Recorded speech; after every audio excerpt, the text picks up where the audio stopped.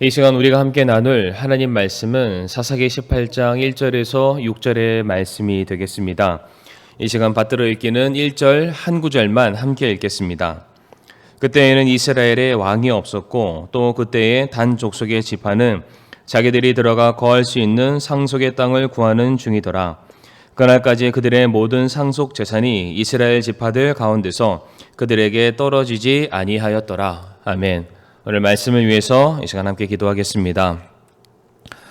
사랑과 은혜가 많으신 하나님 아버지 감사를 드리옵니다. 또 이 시간 우리들에게 귀한 예배의 시간을 허락해 주심을 감사를 드리고 또한 말씀을 사모한 우리 사랑하는 성도님들 또 이 예배의 시간을 기억하고 또 각자의 처소에서 이렇게 화면 앞에 함께 모여 예배드리도록 인도해 주심을 감사를 드리옵니다.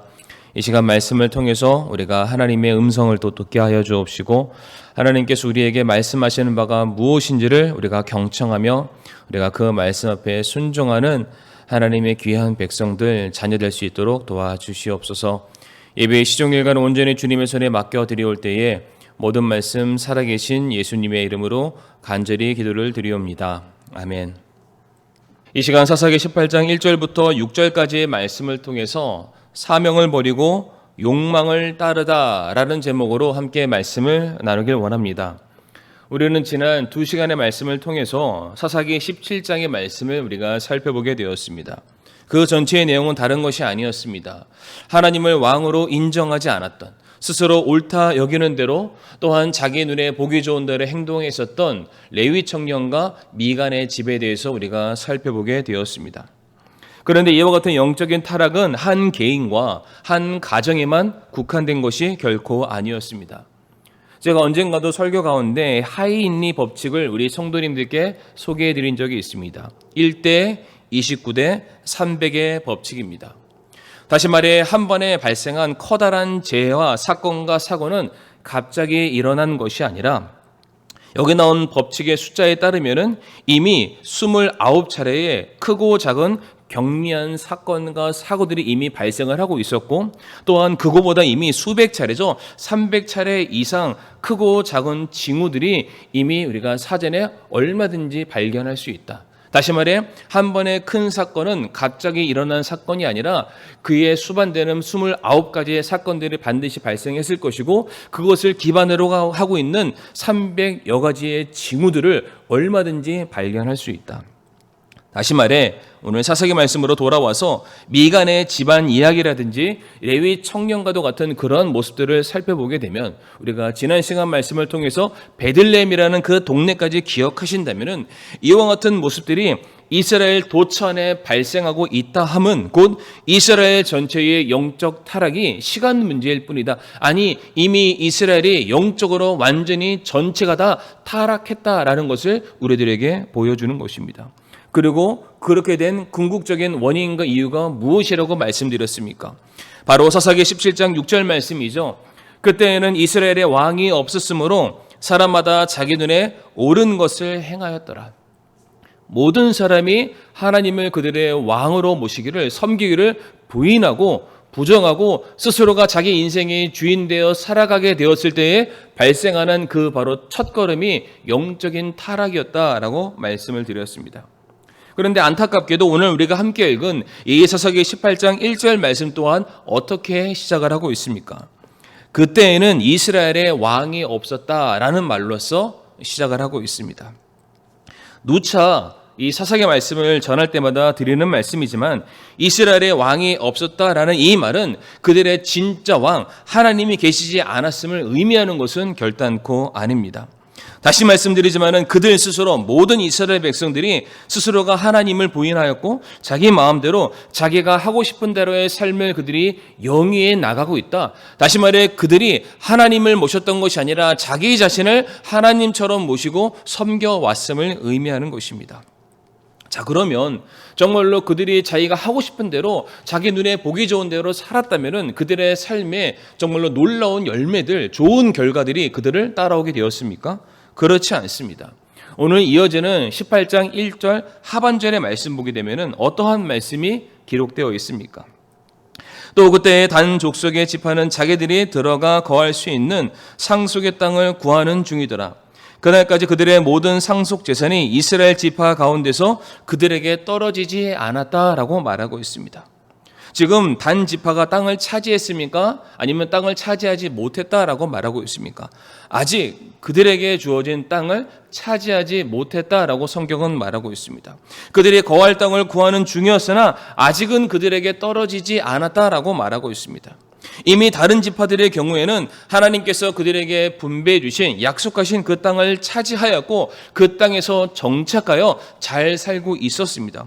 그런데 어째서 단지파의 경우에는 아직까지 그들이 거할 땅을 찾지 못하고 이들이 이토록 방황을 하고 있었던 것일까요?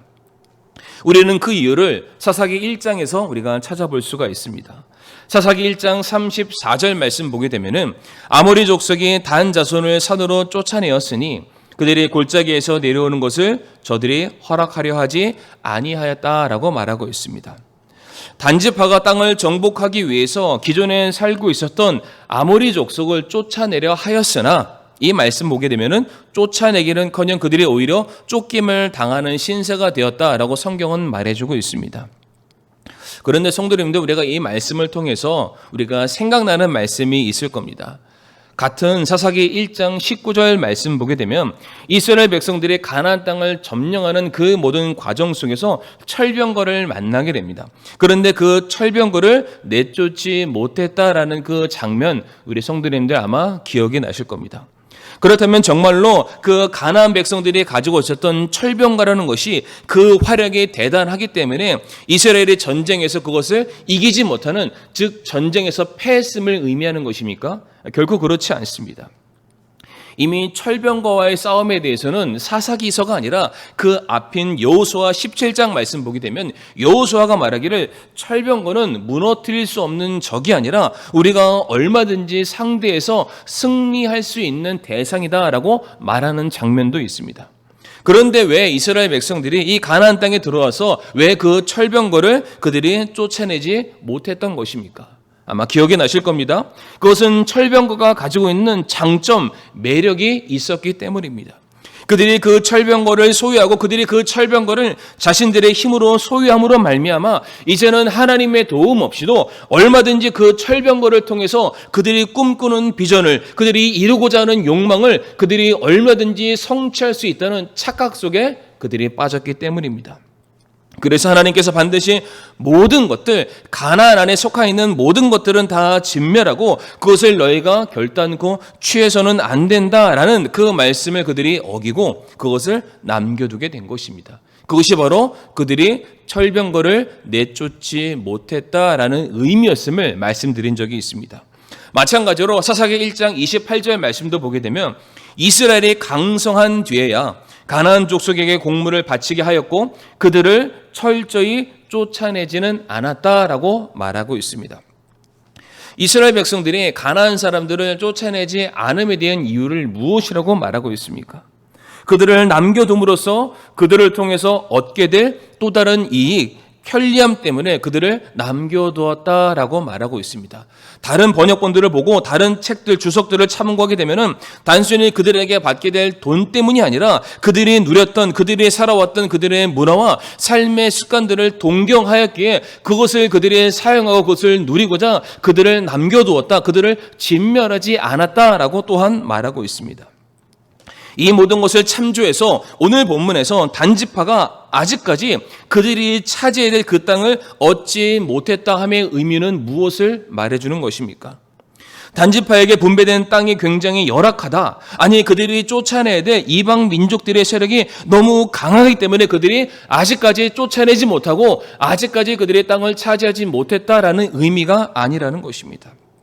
그들이 그 땅을 차지하고 있었던 원래의 민족들이죠. 그 원주민이었던 그 가나안 사람들을 남겨둠으로 말미암아 그들이 누리고 그들이 얻게 될 또 다른 이익을 그들이 여전히 추구하고 있었음을 말해주는 것입니다. 그러하기에 오늘 본문 1절 말씀에서 단지파가 아직 땅을 차지하지 못했다는 이 말을 통해서 그냥 우리가 표면적으로 아직 이들이 좀 차지하는데 시간이 좀 걸렸구나, 뭐 이제라도 열심을 다해서 땅을 차지하면 되겠지, 그냥 이러한 식으로 우리가 쉽게 넘어갈 수 있는 부분은 결코 아니라는 것입니다. 이것이 얼마나 하나님을 향해서 큰 범죄를 저지르는 것이었냐면, 하나님께서 이스라엘 백성들에게 가나안 땅을 분배했다는 것은 단순히 그들에게 머물 땅과 그들이 어떤 일할 토지를 주기 위해서만은 아니었습니다. 하나님의 땅을 분배하셨다는 것은 이제 죄로 가득한 그 땅에 들어가서 바로 그 자리에서 하나님의 말씀을 선포하고 하나님의 통치로 그곳을 바로 세우며 하나님의 질서와 하나님의 나라의 문화와 양식과 모든 것들을 이제 이방신을 섬기고 이방신의 어떤 습관에 살아가고 있는 모든 사람들에게 하나님의 말씀으로 그들을 가르치고 그곳을 경작하고 그곳을 바로 새롭게 세워야 되는 사명을 맡겨 주셨음을 의미하는 것입니다. 그런데 단지파는 아직까지 그들에게 주어진 땅을 차지하지 않고 방황을 하고 있었던 것입니다. 자기 자신들이 먹고 사는 건 자기 집 평수를 늘리고 이 세상에서 더 인정받는 자가 되기 위해서는 그들이 고군분투하는 삶을 살아왔을지는 모르겠지만, 하나님께서 그들에게 주신 이 사명이죠. 하나님의 영광을 선포하고 하나님의 뜻을 이 땅에 바로 세우고 뿌리 내리게 하는 그 일에 대해서는 단지파가 불성실하게 순종적으로 임하지 않았던 그들의 타락한 모습, 여전히 그들 자신을 그들의 삶의 인생의 주인으로 삼고 살아갔던 그 모습을 단적으로 보여주는 것이 바로 1절의 말씀이 되는 것입니다. 저는 이 사건을, 그리고 이 말씀을 단순히 단지파에게만 적용할 것이 아니라 바로 오늘을 살고 있는 우리들에게도 동일하게 적용을 해보기를 원합니다. 우리 구원받은 성도의 삶은 무엇을 의미하는 것입니까? 이제 지금까지 자기 자신을 주인 삼았던 그 삶에서 돌이켜서 이제는 우리의 구원자 되시는 예수 그리스도를 우리들의 삶의 주인으로 모시고 사는 것, 그렇게 삶을 바꾸겠습니다라고 우리가 결단하고 고백하는 것이 바로 구원받은 성도의 삶이 되어야 됩니다. 그러하기에 이제 내 인생의 계획과 내 만족을 위해서 살아가는 그러한 삶이 아니라 이제 주님께서 나를 통해서 이루고자 하시는 하나님의 뜻, 섭리, 계획을 이루면서 사는 것이 우리들의 삶의 목적이자 가야 될 길이 되어야 될 줄을 믿습니다. 에베소서 2장 10절 말씀에서도 우리는 그분의 작품이요 그리스도 예수님 안에서 선한 행위를 하도록 창조된 자들이라. 우리가 왜 이 땅에 태어났고 우리가 왜 이와 같은 인생을 살아가는지 성경은 분명한 목적을 우리에게 말해주고 있습니다. 너희가 선한 행위를 하도록 창조된 자들이다라고 말하고 있습니다. 이어지는 말씀도 보게 되면 하나님께서 그 선한 행위를 미리 정하신 것은 우리가 그 행위 가운데 걷게 하려 하심이라라고 또한 말씀하십니다. 성도는 자기가 보기에 옳은 대로가 아니라 예수 그리스도 안에서 정해져 있는 그 선한 행위, 즉 주님께서 보시기에 합당한 길을 가도록 그 일을 행하도록 부름받은 존재임을 기억하시길 바랍니다.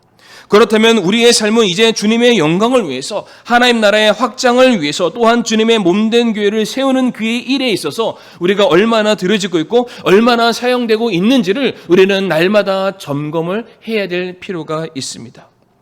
마치 학생이 학교에서 맡겨진 학업에 최선을 다하고 직장인은 회사에서, 군인들은 전장터에서 저마다 자기에게 주어진 또한 맡겨진 임무와 그리고 그 임무를 행하기 위해서 그들이 반드시 있어야 될 장소에 그들이 꼭 서 있어야 되는 것처럼 성도 역시 나 성도야, 나 그리스도인이야, 나 어느 교회 다녀 라는 이러한 신앙 고백으로서만 모든 것이 완성되는 것이 아니라 성도는 성도의 자리, 그리스도인의 자리, 복음의 자리, 몸된 교회라는 그 소속 구성원으로서의 그 자리에 반드시 서 있어야만 한다는 뜻입니다. 고린도후서 5장 10절 말씀도 보게 되면 우리가 반드시 다 그리스도의 심판석 앞에 나타나리니 이로써 각 사람이 좋은 것이든 나쁜 것이든 자기가 행한 것에 따라 자기 몸 안에 이루어진 것들을 받게 된다라고 말씀을 하십니다. 성도는 반드시 성도로서의 삶을 이 인생이라는 시간 가운데 어떻게 살아왔는지를 평가받는 그 시간과 그 순간이 반드시 존재한다는 사실입니다. 내 이름과 내가 원하는 삶을 통해서 그 삶의 끝에 그곳을 가서 평가받는 그러한 삶이 아니라 이제 내가 하나님의 자녀가 되었으니까, 내가 그리스도의 제자가 되었으니까 이제 새롭게 받은 그 신분에 합당한 삶을 살아왔는지를 반드시 평가받는 때가 있음을 기억하시기를 바랍니다. 물론 저마다 주어진 정복해야 될 땅과 사명은 다를 수 있습니다. 그러니까 내가 얼마나 넓은 땅을 차지했느냐, 내가 얼마나 대단한 일을 이루었느냐, 이러한 것이 중요한 것이 아니라 크든 작든 이제 주님께서 나에게 맡겨준 그 사명을 내가 온전히 잘 감당하고 있는가? 아니, 그보다 더 중요한 것은 이제 주님께서 나를 세우고자 하시는 그 사명의 자리에 내가 지금 바로 서 있는가? 내 인생과 내 시간과 내 삶을 거기에 온전히 내가 투자하고 그 일을 위해서 내가 헌신하고 있는가가, 이것이 굉장히 중요한 사실임을 우리 성도님들 꼭 기억하시길 바랍니다. 우리가 살펴보았지만 미가는 어떻습니까? 미가는 그의 삶의 나름대로 예배에 힘쓰는 사람이었습니다. 그러나 그는 정해진 예배의 자리가 아니라 자기가 원하는 잘못된 방식의 예배를 드림으로써 그의 삶을 헛되이 소비하게 되었습니다. 레위 청년 어떻습니까? 겉으로 보기에 그는 제사장의 직분을 일평생 감당해왔던 정말로 종교적인 사람이라고 말할 수 있죠. 그러나 그는 하나님이 제정하시는 방법대로가 아니라 인간의 입맛에 맞는 제사장, 마치 월급장이가 되어서 잘못된 제사로서 오히려 수많은 사람들을 지옥의 길로 이끌어가는 잘못된 그 일에 그의 삶을 드리게 되었음을 우리가 알고 있습니다. 단지파는 어떻습니까? 우리가 나중에도 살펴보겠지만 그들은 주님께서, 아니 하나님께서 그들에게 허락하신 땅이 아니라 자기들이 원하는 땅을 차지하고자 하는 그 모든 생각에 그들의 모든 삶을 다 드리게 되었다는 것입니다. 앞에서 소개를 드렸던 모든 사람들, 모든 지파들 모두 저마다 열심을 다해 살아왔던 삶이다 라고 말할 수 있지만 그 열심은 하나님의 뜻을 이루기 위한 열심이 아니었고, 또한 하나님께서 보내신 그 자리가 아니라 그냥 자기가 하고 싶은 열심이었고, 자기가 이루고 싶은 꿈이었고, 또한 자기가 서 있고자 하는 그런 잘못된 자리였다는 것입니다. 그러하게 우리가 나중에 주님 앞에 섰을 때, 주님, 저 그래도 저에게 허락된 이 인생이라는 시간을 통해서 정말로 열심히 살았고 최선을 다했습니다. 정말로 노력했습니다. 예배 열심히 드리지 않았습니까? 내 삶 속에서 하나님의 이름으로 내가 얼마든지 종교적인 삶을 살아오지 않았습니까? 또한 주님께서 내게 명하신 그곳을 내가 차지하기 위해서 내 열심히 내 모든 삶을 다 드리지 않았습니까? 하지만 그 모든 것의 주어가 어디에 있습니까? 주어가 하나님이 아니라 바로 나였습니다. 그러하게 하나님께서 보시기에는 아무것도 이룬 것이 없는, 아무런 열매도 없는 그저 불순종으로 끝나는 잘못되고 그릇된 삶이었다는 사실입니다. 우리가 나중에도 살펴보겠지만은 자기들의 욕망하는 것 때문에 지금껏 땅을 차지하지 않았던 단지파, 비록 다른 땅을 차지하기 위해서 그들이 고군분투하는 내용들이 기록되어 있지만은 결과적으로 단지파는 훗날에 이스라엘 지파 가운데 사라지게 되는 수모를 겪게 됩니다. 혹시 성도님들 그 달란트 비율을 기억하십니까? 1달란트 받은 종, 2달란트 받은 종, 그리고 5달란트 받은 종. 주인이 저마다 그 종들에게 어떠한 일을 부탁하면서 그 달란트를 맡기게 됩니다. 그리고 그 달란트를 맡은 종들은 저마다 최선을 다하게 됩니다. 그러나 우리가 잘 아는 것처럼 1달란트 맡은 자는 불성실함으로 반응을 하게 됩니다. 나머지 종들은 그들이 부족하기 때문에, 그들에게 생각이 없기 때문에 이 1달란트 받은 종처럼 행동하지 못한 것입니까? 그렇지 않습니다. 저마다 인생이 있고 저마다 마음속에 바라는 꿈과 욕망들이 있겠지만 더 중요한 거, 나를 부르시고 나를 세우신 주인의 말에 순종하는 것이 이 종들에게 있어서는 그들의 삶의 제일의 우선 원칙이었습니다. 그러하기에 그들이 그 주인의 말에 충성을 다해서 맡겨진 자리에 최선을 다해서 헌신하게 되었을 때 그들은 100%의 수익을 남기고 오히려 주인에게 칭찬받는 그런 모습이 있었고, 반대로 이 1달란트 맡은 종은 어떠한 결과를 얻게 됩니까? 있는 것마저도 다른 종에게 빼앗김을 당하는 수모를 겪게 되었습니다. 이와 마찬가지로 우리가 하나님께서 우리에게 맡겨주신 사명에 대해서 우리가 소중히 여기지 않고 우리가 그 일에 성실히 대하지 않게 된다면 하나님께서는 그것으로 말미암아 우리에게 허락해 주실 축복과 상급에서 우리가 제외가 될 것이고, 이제 그 모든 것을 평가받고 모든 것을 보상받는 그 자리, 멸류관을 받음으로 말미암아 기쁨과 환희가 넘쳐야 될 바로 그 자리가 내가 잘못했었구나, 내가 너무나도 헛된 일에 내 삶을 다 소비했구나 후회하고 탄식하며 통탄하게 되는 그 순간과 그 자리가 오게 될 것을 우리 성도님들 잊지 마시고 나중에 내가 잘해야지 이것이 아니라 우리가 콩 심은 데 콩 나고 팥 심은 데 팥 난다고 내가 훗날 우리가 얻게 될 이 결과물들은 나중에 얻는 것이 아니라 지금 내가 무엇을 심는 것을 통해서 나중에 거두게 될 것은 이미 정해져 있는 것입니다. 그러므로 우리 사랑하는 성도님들 오늘 설교의 제목처럼 우리가 사명을 버리고 욕망을 따르는 삶이 아니라 우리들의 욕망을 버리고 사명을 따르는 주님의 부르심에 합당한 자리에 서 있기를 더욱더 애쓰시는 저와 성도님들이 될 수 있기를 간절히 바랍니다. 이어지는 2절 말씀 보게 되면 이제 단지파가 좀 정신을 차린 듯 보입니다. 그래서 그들이 정복하고 머물고자 하는 땅을 차지하려는 듯한 모습을 발견할 수 있습니다. 2절 말씀 보게 되면 소라와 에스다올에서부터 자기들의 가족 중에서 5사람의 용사를 보내어 땅을 정탐하게끔 이제 그들이 부탁을 하게 됩니다. 여기서 정탐꾼들이 출발한 그 장소는 이제 단지파 지역 안에 속해 있는 땅이었음을 우리가 확인해 볼 수가 있습니다. 제가 화면상에 지도를 하나 보여드리게 될 텐데요.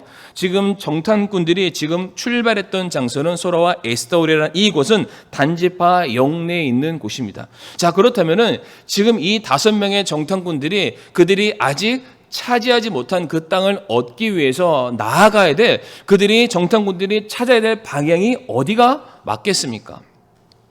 지도상으로 보시게 되면은 정탐꾼들이 이제 찾아가야 될 쪽은 이제 지중해 방향으로서 욥바라는 도시가 있는 그러한 쪽으로 아마 그들이 가야 함이 맞을 겁니다. 그러나 이어지는 오늘 본문이죠. 2절 하반절 말씀 보게 되면은 지금 이 정탐꾼들이 어느 집에 그들이 머물게 됩니까?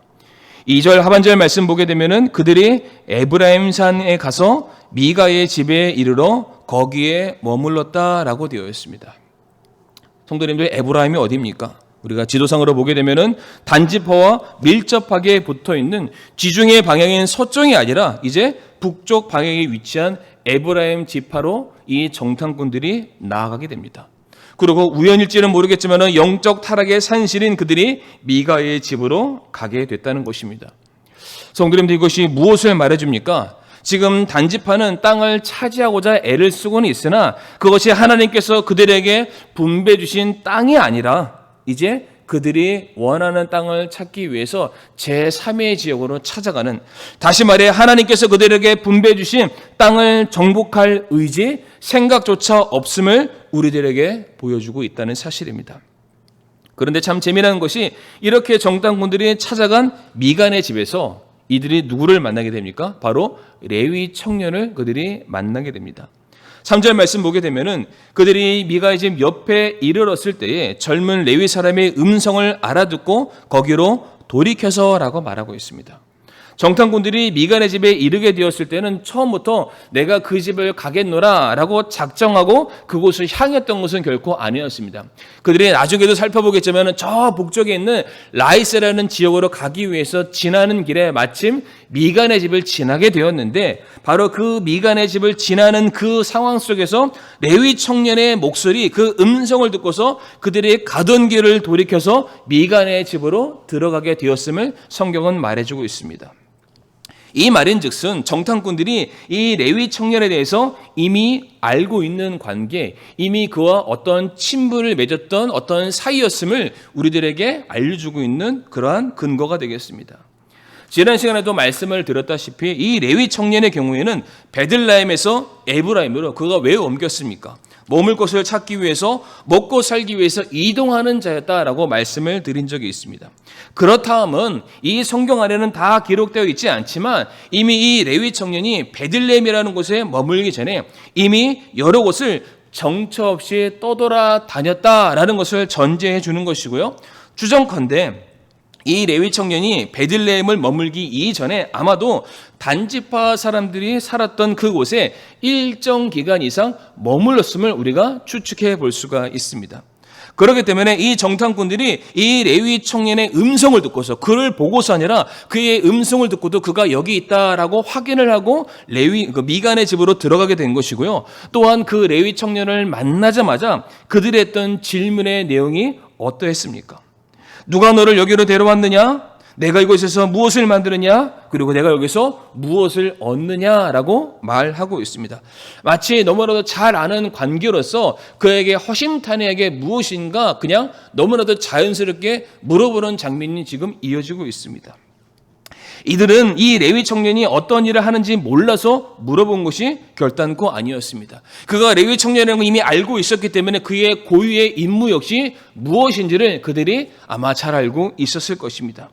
그러나 이 레위 청년의 영적인 상태를 그들이 잘 알고 있었기 때문에 그들이 말하기를 이번엔 대체 누구의 요청이 있어서 여기까지 오게 된 것이고 이번엔 대체 네가 얼마나의 돈을 받으면서 그들을 위해서 일하고 있는지를 지금 물어보고 있었던 것입니다. 그러자 4절 말씀에 레위 청년이 간략하게 자기가 이곳에 오게 된 경유를 말하게 되면서 내가 그의 제사장이 되었다. 내가 미간의 제사장이 되었다라고 말을 하고 있습니다. 성도 여러분들, 이 말씀을 잘 보게 되면 지금 이 레위 청년을 향해서 너 이번에 대체 얼마나 받으려고 이곳까지 왔냐라고 물어보는 정탐꾼들이나 내가 먹고 살기 위해서 얼마를 받으며 이제 이곳에서 하나님을 위해서가 아니라 한 가정을 위해서 내가 일하고 있습니다라고 말하는 레위 청년이나 지금 둘 다 이 제사와 관련돼서 이 종교적인 모습들이 얼마나 형식적으로 타락했는지 영적으로 그들이 지금 밑바닥으로 완전히 지금 내리 깔아졌는지를 우리가 확인해 볼 수 있는 그러한 대화라는 것입니다. 이와 같은 사람들에게 있어서 하나님이란 그들이 섬기고 모셔야 될 예배의 대상이 아니라 단지 그들이 잘 먹고 잘 사는 일에 유용하게 쓰임받는 어떠한 수단에 불과하다라는 것을 우리가 확인해 볼 수 있습니다. 그래서 이 정탐꾼들이 레위 청년에게 무엇을 강구합니까? 이제 우리가 계속해서 길을 나가야 될 텐데 우리가 그 길을 갈 때 하나님께로부터 축복받을 수 있도록 우리 길이 형통할 수 있게끔 너가 우리를 축복해 다오라고 부탁을 하게 됩니다. 이 말에 레위 청년은 주저없이 그들을 축복해 주게 됩니다. 그 축복의 내용이 어떠했습니까? 6절 말씀 보게 되면 평안히 가라. 너희가 가는 길이 주 앞에 있느니라 라고 말하고 있습니다. 성도님들, 진짜 이 정탐꾼들이 가는 길이 주의 길이 맞습니까? 아닙니다. 전혀 맞지 않습니다. 그들은 하나님께서 그들에게 분배하신 그 땅, 약속하신 그 땅을 버리고 하나님이 약속과는 전혀 상관없는 또 다른 장소로 가게 됩니다. 이제 다음 시간에 소개해드리게 되겠지만은 이 정탐꾼들이 어디에 정착하게 되냐면은 라이스라는 곳에 정착을 하게 됩니다. 이 라이스라는 곳은 북쪽 그것도 더 높은 곳, 우리가 알고 있는 그 갈릴리 바다 그 위쪽에 위치한 장소다라고 기억하시면 되겠습니다. 그러니까 지금 이 정탐꾼들은 그들이 하나님께 분배받은 땅이 아니었음에도 불구하고 우리가 하나님의 축복을 얻기 위해서 우리가 새로운 곳을 우리가 지금 나아간다. 그러니 레위 청년이여 너는 우리를 마땅히 축복해 주는 것이 맞다. 하나님께 우리의 축복이 내려지도록 그 형통함을 구하라라고 지금 말하고 있고 레위 청년 역시 거기에 대해서 아무런 거리낌 없이 레위인으로서 제사장으로서 하나님의 말씀을 온전히 세우고 그 뜻이 이루어지는 그 일을 위해서 사람을 때때로 책망하고 권면하고 가르치는 그 사명이 그에게 있음에도 불구하고 이 레위 청년의 모습이 어떻습니까? 마치 돈 많이 받으면 복채 많이 받으면 축복해주는 그런 무당가도 같은 그런 모습처럼 그냥 네 가는 길이 잘 됐으면 좋겠다, 잘 될 거야, 복 받을 거야 라는 그러한 잘못된 모습으로서 그들을 축복해주고 있다는 것입니다. 저는 이 부분을 말씀을 보게 되면서 이 사건이 정확하게 지금으로부터 약 3,000년 전에 일어났던 사건인데 이것이 3,000년 전에 일어난 사건이 아니라 오늘날 우리가 살고 있는 이 시대에도 지금 동일하게 일어나고 있는 사건이다라는 것을 생각해 보게 되었습니다. 미가가 돈을 주고 제사장을 사서 자기와 자기의 가정을 위해서 복을 빌어달라고 구하는 그 모습들, 정탐꾼들이 하나님이 주신 사명에서 벗어나 다른 길로 가고 있지만 그럼에도 불구하고 우리가 형통하기를 구하고 있는 그러한 모습들, 그리고 돈의 노예가 되어서 하나님의 말씀이 아니라 그저 사람들의 귀에 달콤하고 즐거운 말들만 일삼아서 하고 있는 그러한 모습들이 지금도 우리가 살고 있는 이 현 시대에 특별히 교회 안에서도 얼마든지 자행되고 있다는 사실입니다. 물론 우리가 성경 말씀 보게 되면 너희가 복을 구해야 된다, 내가 너희에게 복 주겠다라는 그런 말씀들은 많이 있습니다. 그러나 성도님도 우리가 말씀을 눈을 열어서 우리가 잘 보게 되었다면 그 복이라는 것은 결코 이 세상에서 잘되고 성공하는 인기와 명예를 얻는 복은 그 어디에도 나와 있지 않습니다. 성경이 우리에게 말하는 참된 복의 의미는 무엇입니까? 하나님께서 죽을 수밖에 없는 인생들에게 부어주시는 영원한 생명이 복입니다. 그리고 죄인들을 불러서 하나님의 자녀로 삼아주시고 그들의 삶을 새롭게 변화시켜주시고 새 삶의 기회를 허락하시는 것이, 성경은 그것이 복이다라고 말씀하고 있습니다.